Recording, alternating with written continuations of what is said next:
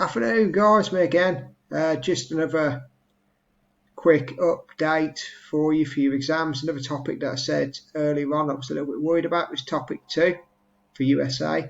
It's about America being a racist country basically in the 1920s. So just going to talk you quickly through this one because this one's never really come up in the exam as a big question 5. It's come up as a couple of little ones as a purpose question. And there's been one, I think, on the monkey trial, little source or something like that, but it's never been a major focus, which makes me think it might do this year. So I just want to talk you through now. Basically, what we look at is we look at religion and race as part of the same topic. Now, the concept of race being an issue in America centres around really the KKK. Now, before I come on to the KKK, I think the key factor is often forgotten about or isn't mentioned as much as the KKK, but a huge issue is segregation. So we've got segregation, which is I don't know why they're separate to one another, but we've got segregation in the Jim Crow laws. Now, Jim Crow laws state that basically facilities should be separate but equal. What we mean by those facilities, and I asked this question in lesson last week and no one could answer, facilities are basically theatres, cinemas. Later on we'll talk about things like buses, waiting rooms, trains.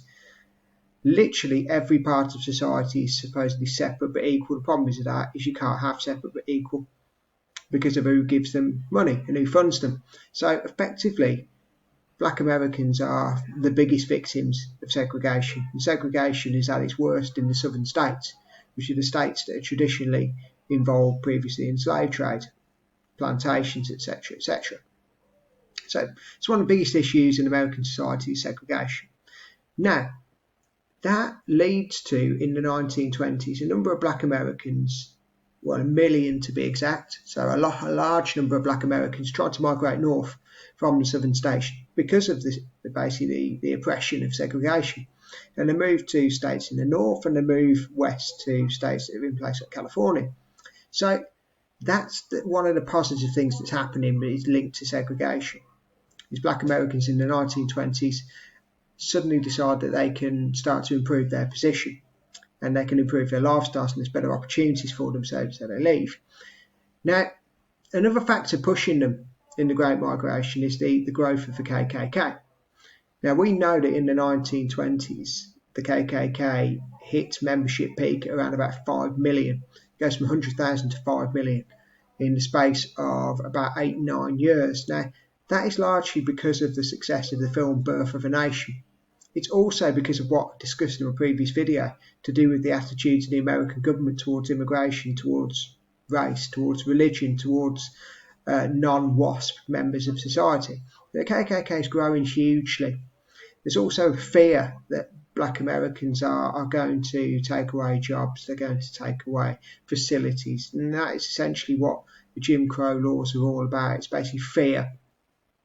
So that's a huge issue. Now, often enough we cheapen the topic of the KKK. We don't talk about what that actually involved. It involves terrorism.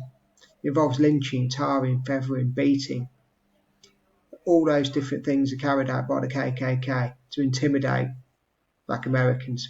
So that's a huge issue, and you've got to be clear on what the KKK were all about. Don't cheapen the topic in any way. Be clear about the violence. Also be clear about the fact that they infiltrated key positions, and that's what the concealment of identity was all about.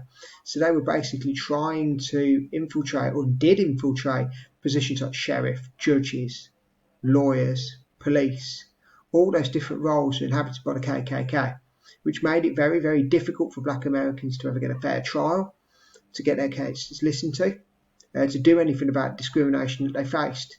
I think it was in Alabama alone, there were 197 lynchings in 1 year, and that was the case in a number of states across America. So huge issues created by the KKK. So just be clear about that one and mention the things that I've just talked about there. Now, in terms of Black Americans, it wasn't all a negative picture, because as I said before, Black Americans started to get involved in the fight for civil rights in the 1920s. It really started to gain some momentum. Now, one of the big positives was the work of the NAACP, and all anybody ever seems to talk about this is Rosa Parks, which isn't relevant to the 1920s. Don't mention her. She's a member of the NAACP a lot later on. But what people seem to, I suppose, associate with this is protest. But it's not just protest. The main thing, and I think the clue is in the picture there, is the legal scales. It's fighting court cases. It's giving black Americans the means with which to fight court cases against unfair poll taxes, which is money to vote, against where they've been accused of crimes with very little evidence. It's giving them lawyers to defend them. So that work at the end of the NAACP is absolutely huge, and that starts to gain ground in the 1920s. So really mention that if it comes down to positives for black Americans. You've also got the UNIA, which is the more militant form of civil rights, I suppose, if you like. It's basically it's gaining ground for that movement, which is calling for a separate state for black Americans. It's saying, well, if Jim Crow laws are saying separate equal will actually give us a separate state. So that is the idea behind that. So there are positives.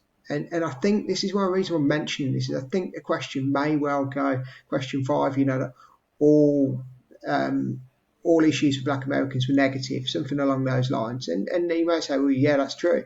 There was a huge amount of racism, huge amount of segregation. It's awful. On the other hand, there were positives. There were some, I suppose, shoots, if you like. And another positive shoot, again, is the Harlem Renaissance, which is jazz musicians like Louis Armstrong, Duke Ellington, 30,000 speakeasies, which weren't segregated in New York alone. So you've got that. So, and I talked about this last week in lessons, and that often enough is sort of difficult to explain why that could be such a positive, but actually it's breaking down stereotypes, it's challenging prejudice, it's challenging ideas that Americans have about black Americans. So it's a huge positive again.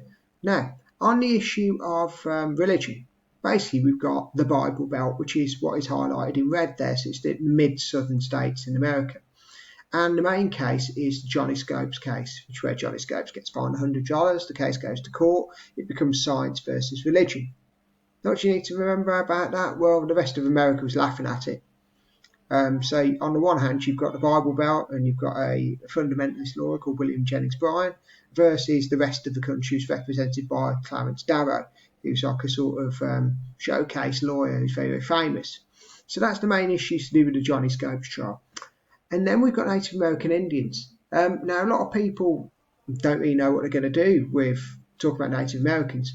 But actually, Native Americans are one of the biggest victims of racial prejudice and discrimination in the 1920s because they were forced to live on reservations. They're forced to abandon their nomadic lifestyle where they're travelling around and self-sufficient and forced to live on reservations instead. So that's another example of America being intolerant of race and religion.